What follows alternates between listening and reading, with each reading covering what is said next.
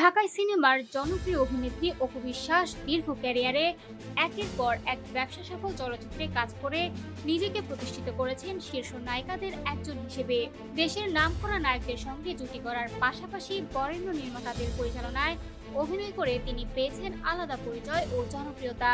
সম্প্রতি এক আলাপচারিতায় নিজের ক্যারিয়ার অভিজ্ঞতা এবং ভবিষ্যৎ পরিকল্পনা নিয়ে কথা বলেন অপু বিশ্বাস।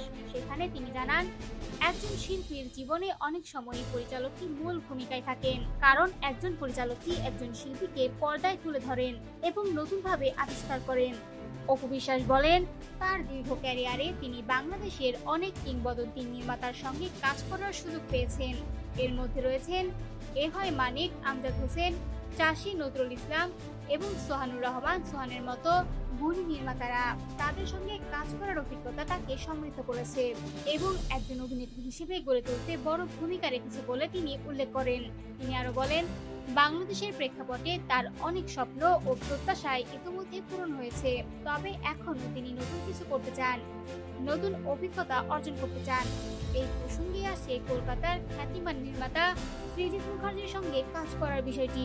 অপু বিশ্বাস জানান, সুযোগ পেলে তিনি অবশ্যই সৃজিত মুখার্জির সঙ্গে কাজ করতে আগ্রহী।